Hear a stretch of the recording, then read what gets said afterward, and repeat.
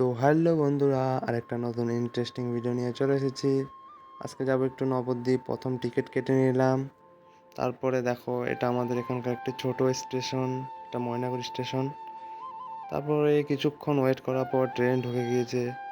ট্রেনটা লেট করেছিল 10 মিনিটের মতো। আমি যাচ্ছি 39410 ডাউন কামরূপ এক্সপ্রেসে করে নবদ্বীপ ধামে। ট্রেনটা পুরো কাছাকাছি চলে এসেছে, এখন ট্রেনে উঠে যাব, তারপরে দেখাচ্ছি তোমাদের। তো এখন ট্রেনে উঠে পড়েছি। ট্রেনে ওঠার পরে নিচে মামা দাঁড়িয়ে আছে, আর দেখো ট্রেনের ভিউটা। আর মামা দাঁড়িয়ে আছে, মামা আমাকে টাটা দিয়ে দিল যে আমি চলে যাচ্ছি।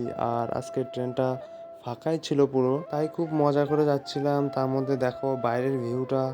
ফোনটা আমি পুরো ট্রেন থেকে বার করে দিয়েছি, ভয় লাগছিল ফোনটা যদি পড়ে যায় তো গেল, তাও ভয়ে ভয়ে দেখালাম। দেখো 4 ঘন্টার মতো ট্রাভেল করার পর পা ব্যথা হয়ে গেছে, তাই উপরে উঠে শুয়ে পড়েছি আমি।